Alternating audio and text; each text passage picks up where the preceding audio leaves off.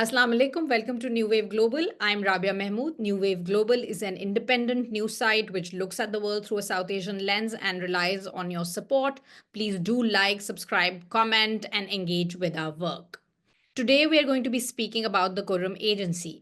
As we are speaking, Kurram district is reeling with sectarian clashes. At least 80 people have been reportedly killed within days since a convoy of dozens of people was targeted in a gun attack. Most of the victims are identified as Shia residents of the area.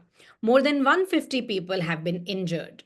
Even last month in October, civilian deaths were reported from the district, including women and children. And prior to that, in July and in September, at least 70 more deaths were reported.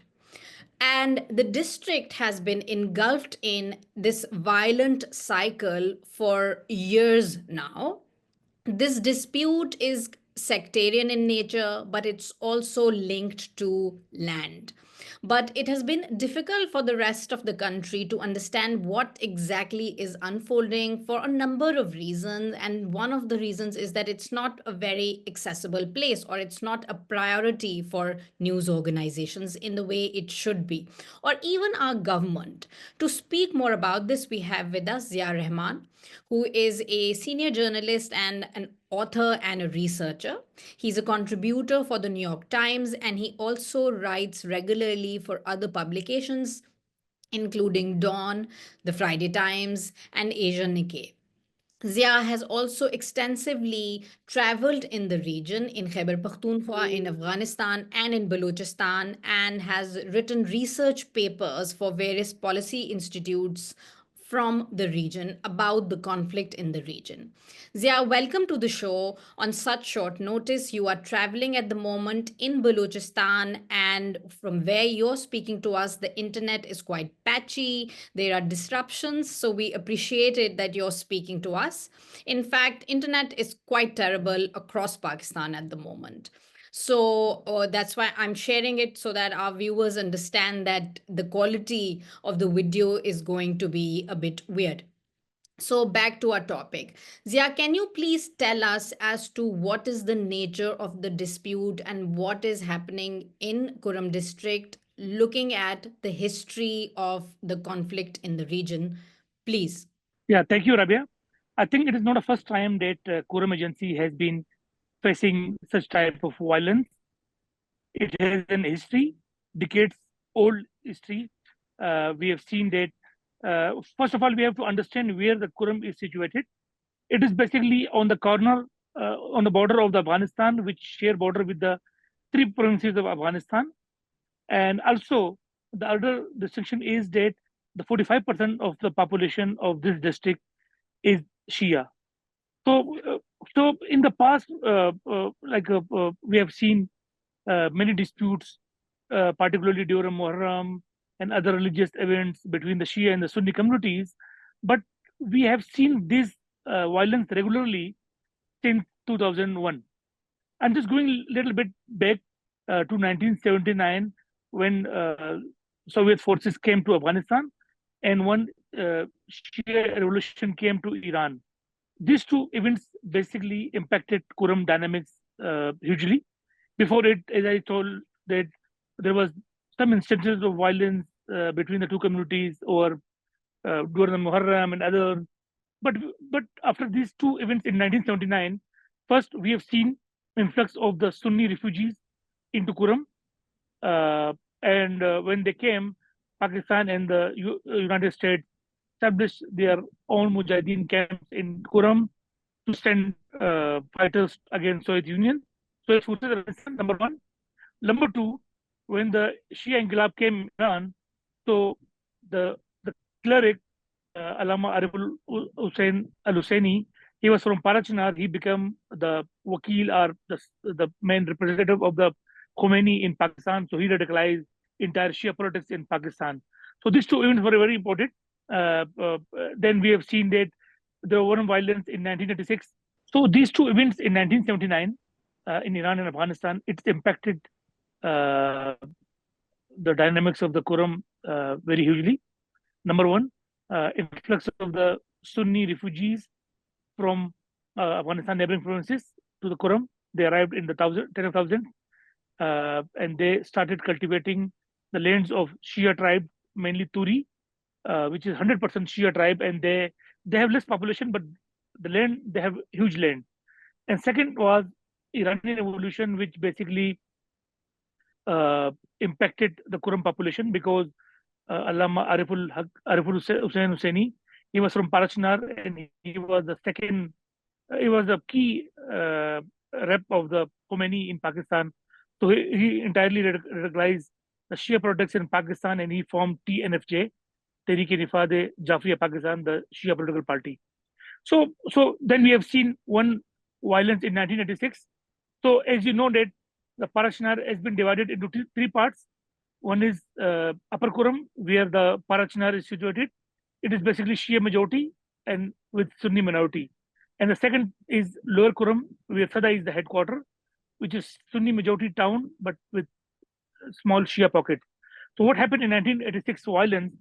The Sunni tribes expel the Shia tribesmen from Bazaar. They captured their properties, and till the date they couldn't come back. Then we have seen another violence in 1996, in which one principal of the college was killed in Parachinar on the charges of blasphemy. And then we have seen that after 9/11, we have again seen a little bit tension between the two communities because Shia tribesmen didn't allow the fleeing Al Qaeda and Taliban commander from Afghanistan into Kurram because Tora Bora is very near to the Parachinar. Then Musharraf expelled all Afghan refugees from Kurram, and when they left their land, the Turi's land, Sunni tribesmen basically occupied the land, and then we have seen the land disputes still coming, like till the day we have seen these land disputes. Yes. Okay. Can I bring you to the what's happening at the moment and what's been happening that for the past like about 2 years in Kurram and specifically the past few months. So this is Okay. about this is sectarian and this is also a land issue, right? And then you are saying that there's an issue with the militants in the mix. So how is it that it has escalated to a point that now we're seeing dozens and dozens of deaths? I think if you see their roots, you have to discuss the 2007 violence between the two communities. As I said, that when the Sunni occupied the Shia's land, so there was infighting between the two tribes. But late December or early 2008, the Tehreek-e-Taliban Pakistan arrived into the conflict when the Akimullah Masood was made Amir of Orakzai and the Kurram Agency.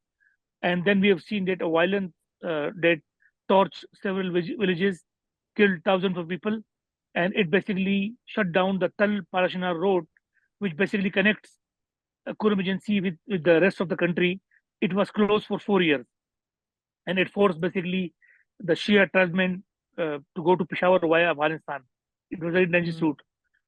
Then 2011, we have seen one Murray agreement, an agreement in Murray, in which both sides agreed to bring peace. This Murray agreement actually emphasized to resolve the land dispute and the abandoned properties and these things, but till the date we didn't see any resolution. Then we have seen in recently again since July 2021, we have seen the violence on the land Mm. disputes.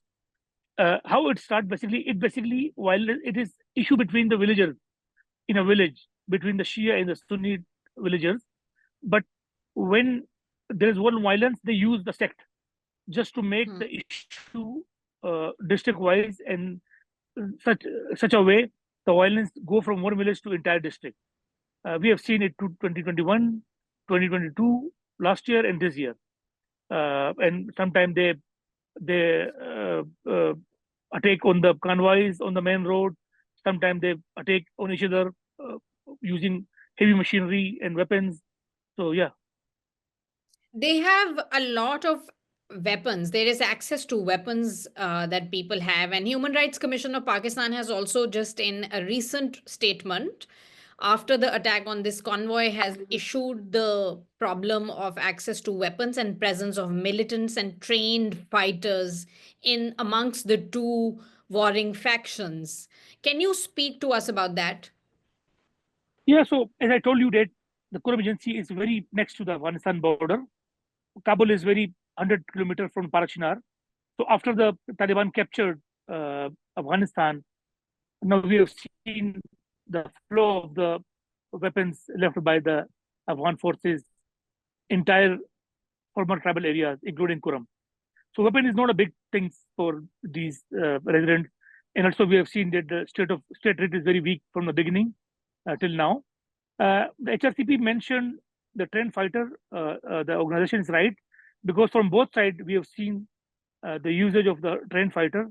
One fighter who was trained in the Afghanistan so-called jihad, and the Shia fighters who were trained in the Syrian insurgency against the ISKP along the Assad forces. So yeah, it is very obvious that both sides, the trained fighter and the heavy weapons, has been used in the violence, and it is the reason that we have seen the rise in the casualties. Hmm. So we have at the moment a very heartbreaking situation because we saw women and children and like just civilians who were part of the convoy which were targeted, and it's been happening for a few months now that there are number of deaths being reported from the area, and then there is a ceasefire till December 1st, and yet some version of clashes is still ongoing. Why is it that the state is so is unable to stop this clash, or they are not willing to, or it's not a priority? And I'm also asking this in context of what is happening in the province at the moment in Khyber Pakhtunkhwa, the political instability overall. Can you Okay. speak to us about that? Yeah, one thing, first we have to understand the how the tribal areas, including Kurum, was governed for past several decades. Hmm. Number one, the sectarian violence in Kurum is unlike the rest of the country. It is more severe if we compare it with the other hotspots of the sectarian violence in the Pakistan, like Gilgit-Baltistan or Quetta. So it is more uh, sectarian as well as tribal. Number one. Number two, this area was governed for many decades under the FCR, the colonial uh, uh, uh, tribal laws, until recently, 2018. Uh, so now, police and district administration has been asked to control the situation, but the local police, which is a very new phenomena in Kuram, they are not trained to. They are only trained to watch and what. They cannot control this entire heavy weaponry and these armed fighters. So I think it is not only issue of the provincial government or the only the district administration. It's a big issue and which cannot be resolved without the interference of the hard security forces like military and these things. And the second thing is that you are right that not only the Kuram, the neighboring districts of the Kuram like North Waziristan and Orakzai, Deir Ismail Khan, Kohad, Bannu, our areas are under the TTP influence. We have seen it on daily basis. Security forces and law enforcement personnel has been under attack. So in this situation, and also the provincial government, which is basically in fight with the central government after the February 2020 elections, which is more focused on the Islamabad things rather than the Kuram agency things. So I think things has been mixed, and it is the reason that state is not able to control the Kuram violence. Okay, so you have pointed out how the agency was when it was a tribal agency, that district was being governed, and now it's been made part of the province, and so it's not very easy to govern or resolve this problem. And yet, the big consensus which comes from commentators and other experts sitting elsewhere is that even in Khyber Pakhtunkhwa, some politicians and other political segments say that the Pakistan military or the powers that be are not invested in this. In resolving it, and they mean something by it. And can you, because of the route with Afghanistan or other thing, is there anything you can tell us about this or speak to us or expand based on your own research? Expand on this a little. So yeah, I recently visited twice to Palakshnar and other Sunni areas of the district just to understand the drivers of the conflict. So I mentioned most of the drivers, but one thing is that again we have to go to historical sites past. So you know that British during the British Raj, the Kurram, the Shias welcomed the British Raj to rule them, and it was the reason that the Shias areas are more developed. The literacy ratio is very higher, and their land is more like cultivatable, and financially they are rich. They have big land and small population. On the other hand, the Sunnis, which basically resists the Britisher, they have very low literacy rate and they are very backward in the socioeconomic index. So one thing is that because the government didn't invest so much in the tribal areas, so this one socioeconomic disparity is also one of the reasons. The second thing is we have seen one ray of hope in February 2024 election. Like before this election, there was two constituencies in Kurram. One was Upper Kurram and one was Lower Kurram. One was Sunni majority area and other was Shia majority areas. From one, the Shia candidate from Pakistan People's Party, they used to win, and from other, the JOIF, the Deobandi candidate used to win. But this time, when uh, uh, when the constituency made one single constituency, and we have seen that the Shia candidate from Parachinar have won the election on the PTI support by begging most of its votes from the Sunni voters. And for the first time, the Shia candidate went to the Sunni areas and they got more votes. We thought that, okay, the politics and these things could be a way to mend the differences between the two communities, but it didn't work well. We have seen again the rise of violence and yeah. Okay. Zia, we really appreciate that you're speaking to us when you're traveling for a reporting trip, and the internet is really terrible. Just quickly, last question. While you have said that the nature of sectarian violence in Kurram is different from sectarian violence in other parts of Pakistan, other pockets where it is happening, Gilgit Baltistan, as you rightly mentioned, sometimes in Karachi and parts of Punjab, and even in Balochistan. Can you tell us, or if it's, can you tell us if it's possible that this what's happening in Kurram is likely to spill over to other parts of the country? Yeah, one thing is when I say that it is different. So let me add one thing. It is different because the land disputes involved in it. In other areas, we didn't see any land or property dispute. Okay. Number two, in the past, we have seen that this violence spread to the neighboring districts like Aurangzeb and Kohat and Hangu. But for the many years, we have seen it's a good thing that the violence didn't spread to the neighboring districts. We are also sizable Shia community live along with the Sunni tribes. So we have fear that if it was not resolved properly, it could be spread to the other districts. Zia Rahman, thank you so much for joining us on short notice.